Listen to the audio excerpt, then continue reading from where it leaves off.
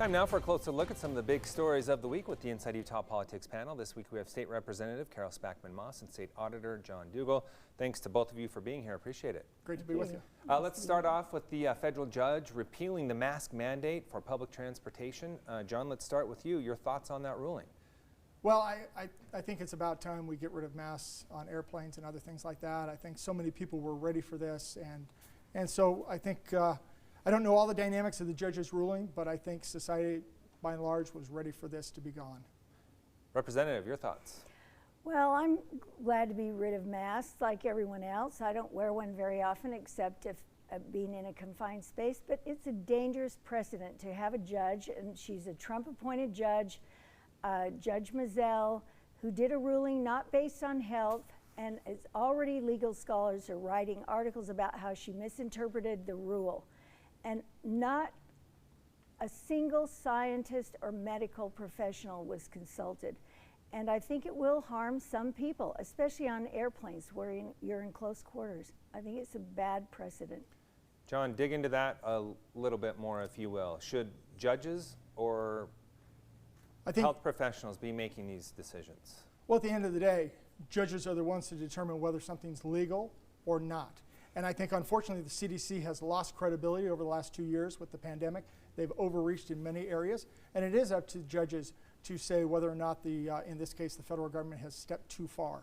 And you talk about safety on planes. We're at the point where my understanding is you can wear a mask if you want to protect yourself. You don't have to require everyone else to wear a mask.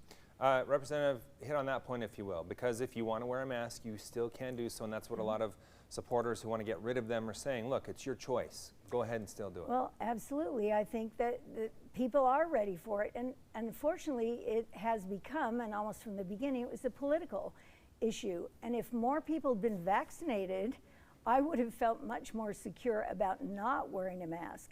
And so I don't fault the CDC. This was a new, novel virus, and they've done their best to keep up with the with this virus and with all the variants, because there'll be books written about this for decades, but they've tried to protect the public. And this judge out of Florida, why should her ruling affect millions and millions of people?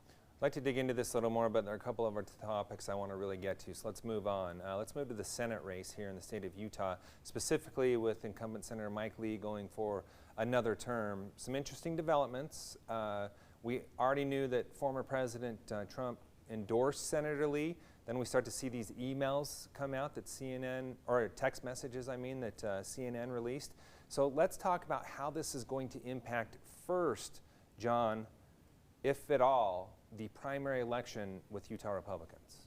Well, I think the very first thing, Trump's endorsement, he offered his endorsement. He also gave his endorsement years ago to Mitt Romney. Sometimes he's quick to endorse various folks that he wants to support for various reasons. My understanding is Senator Lee did not ask for the endorsement, so I don't think it will matter one way or the other in his race. For a lot of folks that support Trump, Senator Lee is their best choice in the U.S. Senate race. For lots of others, it's a non-issue. When it comes to the text messages, I think what you see, if you look at the timeline, as I understand it, you see early on where President Trump and others are making the case that the election was stolen. Okay, you know, let's hear the information. You're making a credible argument, but as we see the process go along, there was no there. Folks did not provide the proof and other things like that, and you saw Senator Lee quickly backtrack in his initial support of pursuing any legal option for overturning the election to say, hey, if there's nothing there that can prove that this fraud took place, then this is a very dangerous path to go down. Representative, before we send this over to you for your thoughts, I want to mention one thing. During the week, both senators were at an event, and members of the media were questioning Senator Lee, who did not take questions on the text messages, but also Senator Romney. And I'm paraphrasing here, but he said from what he has seen to this point, he's seen nothing illegal. But back to your point on how this could potentially play out here in the state of Utah. Well, if the climate were different politically, I think it would do huge damage to him. I don't think anybody could read those and not think that he was trying to overturn a legal election. Yes, he backtracked, but he's also begging for help, to help me, tell me what to say. He said, I've spent hours and hours doing this. looking into this, trying to see if we can change state electors. This is really alarming, and my friends and acquaintances are just think this is horrible, and yet he won't talk to the press. Why not, if he did nothing wrong? I mean, they're there for everyone to see. Will it hurt him politically, this convention? I doubt it. Okay, let's move on to the general election potentially. If he were to get the nomination from the Republican Party, which polls at this point suggest he will, and a potential matchup with independent Evan McMullin, how could that potentially change the dynamic? John, we'll start with you, and I do want to point out Evan McMullin and his team were very quick to try to draw that connection between Senator Lee and former President Trump. They think that's an advantage for them. You know, they may think that's an advantage. I don't think it really does much in this race. I will note that Senator Lee had two Republican opponents. One condemned him for what he did, and one, you know, that he was quote unquote trying to overturn the election. The other condemned him that he didn't fight to overturn the election. So he was getting condemned on both sides with people overplaying what took place. And so I really don't think this is really going to matter in the general election. Representative, you see anything changing in the general? Well, sad to say, no, I don't. I think that he has enough supporters that he'll win this race. I think it's kind of a sad statement, though, that the Republican Party has gotten to this point where you can do almost anything and there are no repercussions. And the same thing with the Trump endorsement. I think in other times we saw more moderate candidates, more moderate Republicans. It would be a different story. He'd look radical, but unfortunately I don't think it will make a big difference. I'm going to take a little issue there, Glenn. Sure. I mean, we've seen across the nation, we've seen Democrats also call into question elections. We've seen Democrats call into question vaccines and other things like that. And so, you know, if the good representative wants to say this is a problem on both sides of the aisle, then I would agree. Do you agree with that, Representative? No, I don't. I think there are some on the left, but not to the extent, not in the least, not to the extent it is in the Republican Party. That's always what the Republicans say, oh, it's just as bad on the left. I'm sorry, it is not. And they haven't condemned Democrats, as far as I know, vaccines. And I've seen a huge number of anti-vaxxers on the right. John, anything else before we move on to the next? I was just going to say, President Biden, when he was campaigning for president, called into question the Trump vaccine. And so right there at the top, he was questioning the vaccine from the get-go.